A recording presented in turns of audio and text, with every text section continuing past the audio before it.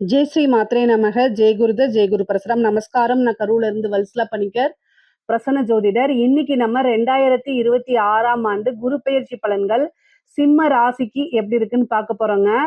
இது என்னன்னா, எப்ப குரு பெயர்ச்சி வருது அப்படின்னா, திருக்கணிதப்படி 1/6/2026 ஜூன் மாசம் 1ஆம் தேதி வருது. அதே மாதிரி வாக்கியப்படி 26/5/2026.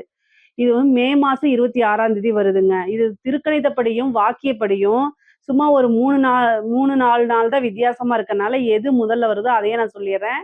வாக்கியப்படி 26/5/2026.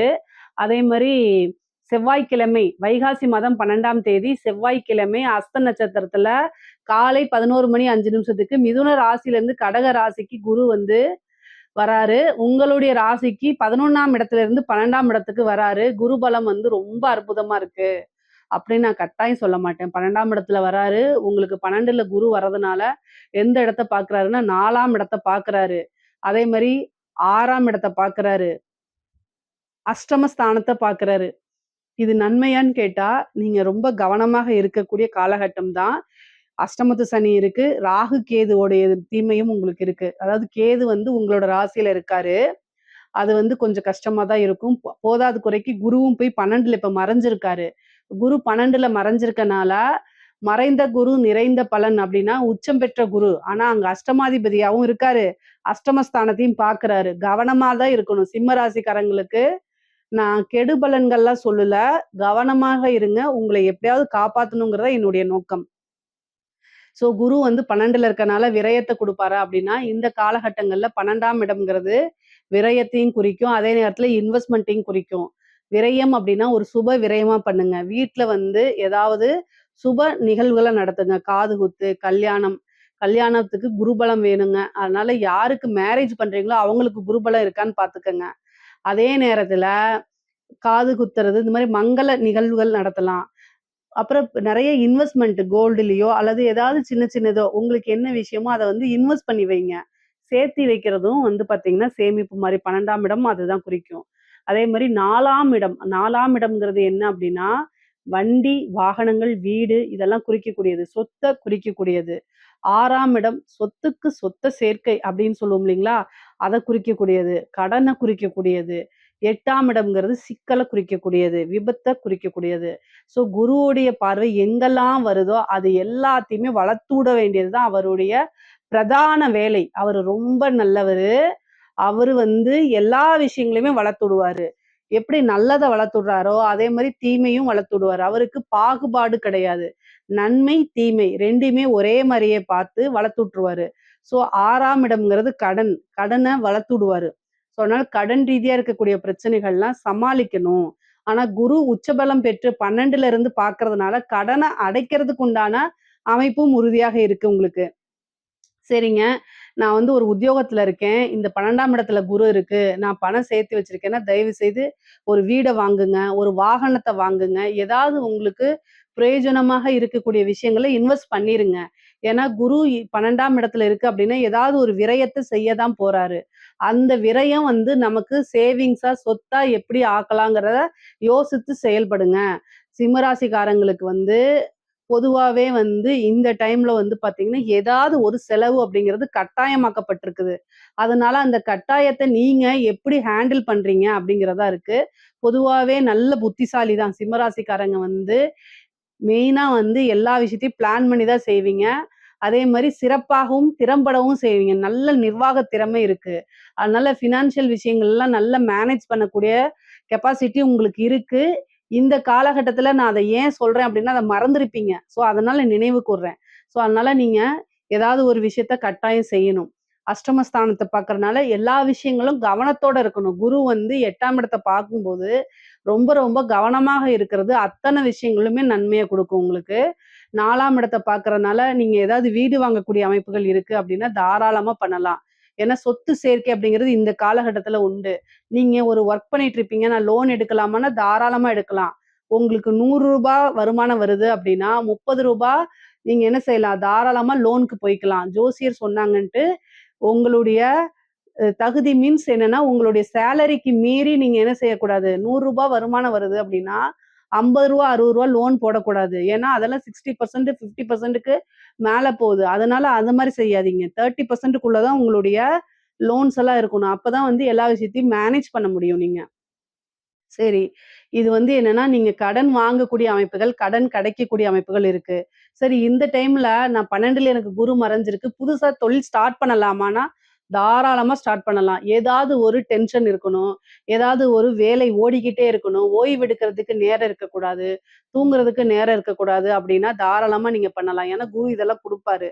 அப்ப நீங்களா வாலண்டரியா போய் ஒரு பிசினஸ ஸ்டார்ட் பண்ணலாமான்னா, தாராளமா ஸ்டார்ட் பண்ணலாம். இந்த டைம் எனக்கு மறைஞ்சிருக்கு. குரு பலமே இல்ல.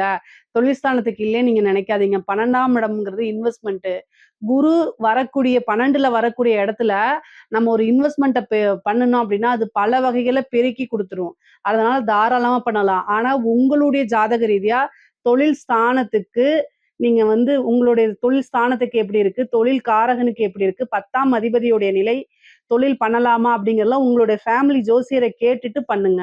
ஆனா குருபலம் 12ஆம் இடத்துல இருக்கனால, இந்த டைம்ல ஒரு இன்வெஸ்ட்மென்ட் பண்ணி, புதுசா ஒரு ஸ்டார்ட் அப் தாராளமா தொடங்கலாங்க. அதுல தவறுகளே கிடையாது. அதே மாரி தொழில் தொடங்குறதுக்கு உங்களுக்கு பிசினஸ் லோன் கிடைக்கும். 6ஆம் இடத்த குரு பார்க்கறதுனால, கடன் வாங்கக்கூடிய அமைப்புகள், கடன் கிடைக்கக்கூடிய அமைப்புகள், மானியத்தோட கடன் கிடைக்கக்கூடிய அமைப்புகள்லாம் உங்களுடைய ராசிக்கு இருக்கு. தாராளமா பண்ணலாம். ஒரு வாகனம் வாங்கலாம். தொழிலுக்காகவோ அல்லது வந்து பர்சனல் யூஸ்க்காகவோ ஒரு வாகன பிராப்தம் அப்படிங்கிறது உறுதியாக இருக்கு உங்களுக்கு. அது மூலியமா இன்கமும் நீங்க ஜெனரேட் பண்ணிக்க முடியும்.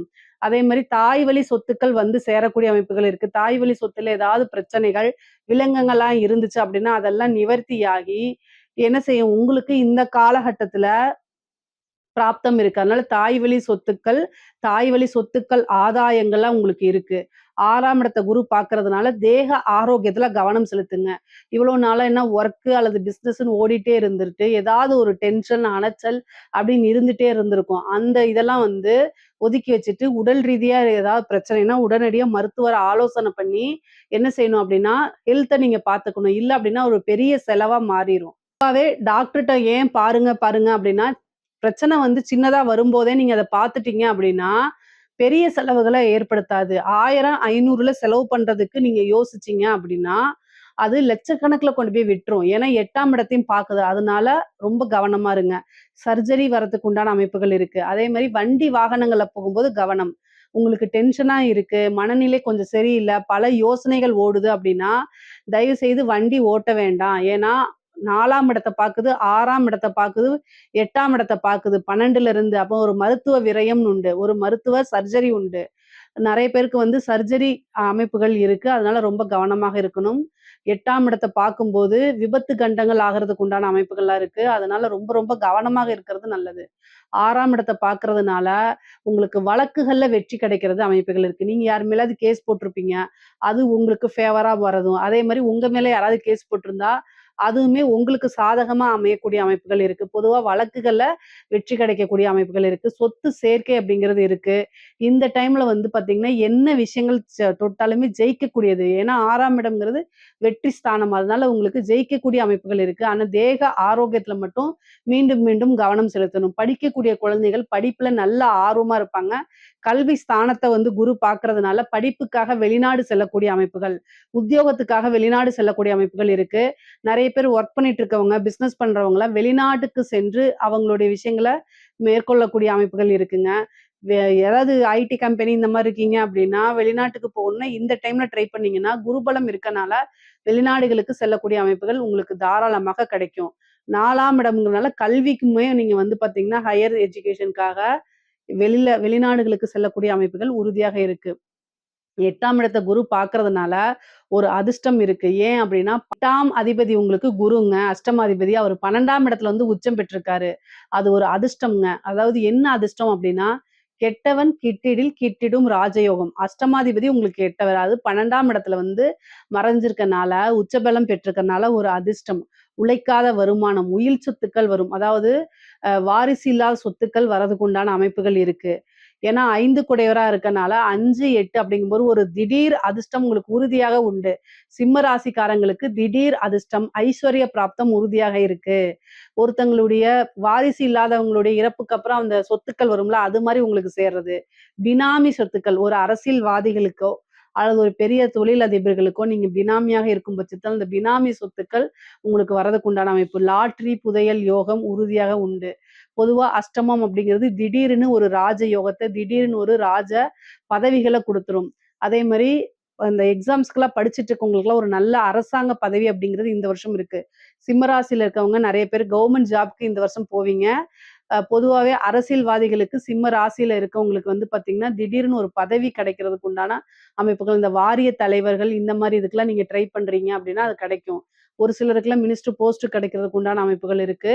பொதுவா அரசியல்வாதிகளுக்கு இது இந்த காலகட்டம் ஒரு ஜாக்பாட்ன்னே சொல்லலாம். பெரிய பெரிய டெண்டர் கிடைக்கிறது. இந்த மாரி விஷயங்கள்லாம் உங்களுக்கு கிடைக்கிறதுக்கு வாய்ப்புகள் இருக்கு.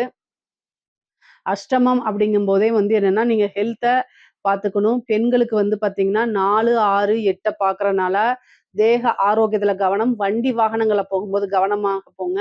வெளியூர் பிரயாணங்கள் போகும்போது, நீங்க எந்த ட்ரெயின்ல போறீங்க? எந்த பஸ்ல போறீங்க?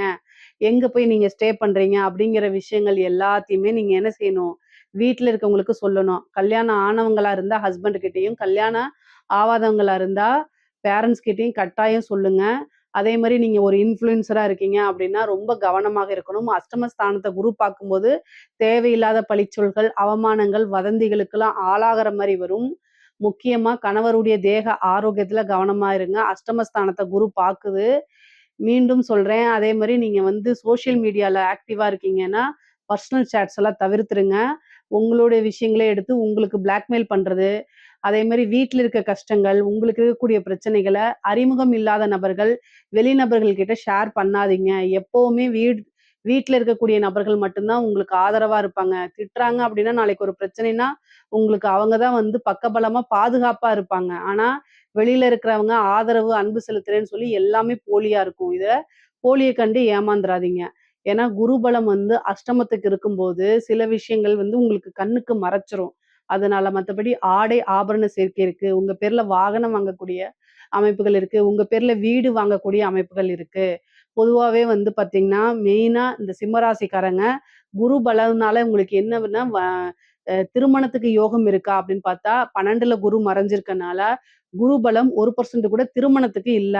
இந்த டைம்ல வந்து திருமணத்த அவாய்ட் பண்றது தான் நல்லது. 1 வருட காலம் வெயிட் பண்றதே சிறப்பான பலன்கள். ஆனா, பொருளாதார நிலை அப்படிங்கிறது உயர்வான நிலையில தான் இருக்குது.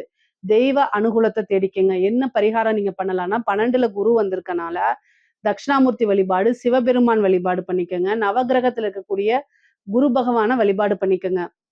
முல்லைப்பூ மாலை தொடுத்து 2 நெய் தீபம் போட்டு, தட்சிணாமூர்த்திக்கு வழிபாடு பண்ணிட்டு, சிவபெருமானையும், நவக்கிரகத்துல இருக்கக்கூடிய குரு பகவானையும் வழிபாடு பண்ணிக்கங்க. வியாழக்கிழமை, வியாழக்கிழமை. உங்கனால போக முடிஞ்சா பண்ணுங்க. இல்ல அப்படின்னா அதுக்காக வருத்தப்படாதீங்க. அது ஒண்ணும் தப்பு கிடையாது. எப்போ உங்களுக்கு முடியுதோ அந்த டைம்ல போய் பண்ணுங்க. தெய்வங்கள் நீங்க இருக்கக்கூடிய இடத்துல இருந்தே ஆத்மார்த்தமா கும்பிட்டா கூட உங்களுக்கு வலிவு குடுக்கும். அதனால பிரச்சனைகள் கிடையாது. நீங்க அதுக்காக வருத்தப்படாதீங்க. என்னால போக முடியலன்னு சில பேர் வருத்தப்படுறாங்க. அவங்களுக்காக சொல்றேன். நீங்க வந்து உத்தியோகம் பார்க்குறீங்க, ஒர்க் பார்க்குறீங்க, உங்க விஷயங்கள உங்களுடைய பேரண்ட்ஸ, ஹஸ்பண்ட, ஒய்ஃப கவனிச்சுக்கிறதுக்கு கரெக்ட்டா இருக்கு அப்படின்னாலே, அங்கேயே குருவுடைய ஆசீர்வாதமும், தெய்வ பலமும் கட்டாயம் வந்துரும். அதனால தனியா நீங்க போய் கும்பிடணும்னு அவசியம் இல்ல. உங்களுக்கு டைம் இருக்கும் பட்சத்தில், உங்க மனசு விரும்பும் பட்சத்தில் நீங்க போய் கும்பிடலாம். அதனால தவறுகள் கிடையாது. சரிங்களா? பொதுவாவே குருபலம் வந்து உங்களுக்கு குறைவாக இருக்கனால, பொருளாதார நிலை ரொம்ப சிறப்பா இருக்கு. ஆனா உறவுகளுக்கு இடையே மனக்கசப்ப ஏற்படுத்தும். அதனால சண்டை சச்சரவுகள் வரும். குடும்பத்துல வந்து அப்பப்போ வாக்குவாதங்கள் வரும். அது ஒரு பெரிய ஆர்கியுமென்ட்டா மாத்தாதீங்க. 6ஆம் இடம்ங்கிறது பிரிவினையை ஏற்படுத்தும். 8ஆம் இடம்ங்கிறது மன வலி வலிக்கும். அதாவது பிரிந்து போகக்கூடிய நபர்கள நெனச்சு மனசு உருகும்ன்னு சொல்லுவோம்ல, அந்த மாரி. மனதுக்கு பிடித்த நபர்கள் பிரிந்து போகக்கூடிய அமைப்புகள், இதெல்லாமே உங்களுக்கு குரு குடுத்துருவாரு. அதனால ரொம்ப கவனமாக இருக்கணும். எவ்வளவுக்கு எவ்வளவு வந்து உறவுகள பாதுகாக்க முடியுமோ, அந்த அளவுக்கு பாதுகாக்கணும். வார்த்தைகள வந்து நல்லா அன்பா பேச பழகிக்கங்க. ஏன்னா, உங்களுக்கு குரு மறைஞ்சிருக்கனால, டக்கு டக்குன்னு மனசுல இருக்கக்கூடிய விஷயங்கள நீங்க பேசுவீங்க, ஒளிவு மறைவு இல்லாம. அது அடுத்தவங்கள ஆப்போசிட்ல இருக்கக்கூடிய ஆளுங்கள கட்டாயம் பாதிச்சுரும். ஸோ அவங்க நமக்காக தான் இருக்காங்க. அவங்களுக்கு என்ன தேவை? எப்படி பேசணுங்கிறத கத்துக்கங்க. இல்லைன்னா உங்களுக்கு பிடித்த உறவுகள இழக்கக்கூடிய அமைப்புகள் தான் அதிகமாக இருக்கு. பொதுவா சிம்ம ராசிக்காரங்க ரொம்ப நேர்மையானவங்க. நான் இல்லைன்னு சொல்லல. எந்த ஒரு விஷயமும் ஒளிவு மறைவு இல்லாம பேசக்கூடியவங்க தான். ஆனா, பொதுவாவே உறவுகள் நீங்க தக்க வச்சுக்கணும் அப்படின்னா, எல்லா இடத்துலயும் உண்மை மட்டும் செல்லாது. அந்த இடத்துல சில டைம் பாலிஷா பேசறதுக்கு கத்துக்கங்க. இல்ல அப்படின்னா உங்களுக்கு பிடித்தமானவர்கள் உங்கள விட்டு போறது கட்டாயம் நிச்சயமாயிரும். அதனால கவனமாக இருந்து செயல்படுங்க. நீங்க வாழ்றது, நீங்க சம்பாரிக்கிறது, இது எல்லாமே உறவுகளுக்காகத்தான். அந்த உறவ பாதுகாத்து வச்சுக்கிறதுக்கு கொஞ்சமாவது சிரமப்படுங்க, கஷ்டப்படுங்க. அதுல தவறுகளே கிடையாது. உங்களுக்கு ஒரு பிரச்சனைன்னா, அவங்க தான் வந்து நிக்க போறாங்க. குருபலம் வந்து உங்களுக்கு இந்த டைம்ல வந்து 12ல வந்து உச்சம் பெற்று மறைந்திருக்கனால, குருபலம் வந்து குறைவாக இருக்கிறதுனாலயும் உறவுகள் கிட்ட ரொம்ப பாதுகாப்பா இருந்துக்கங்க. மத்தபடி பொருளாதார வாழ்க்கை ரொம்ப ரொம்ப நல்லா இருக்கு. இதுல ஏதாவது சந்தேகங்கள் இருக்கு அப்டின்னா, கமெண்ட்ஸ்ல கேளுங்க. கட்டாயம் நான் ஆன்சர் பண்றேன். நம்மளுடைய சேனல லைக் பண்ணுங்க, ஷேர் பண்ணுங்க, சப்ஸ்கிரைப் பண்ணுங்க. நன்றி, வணக்கம்.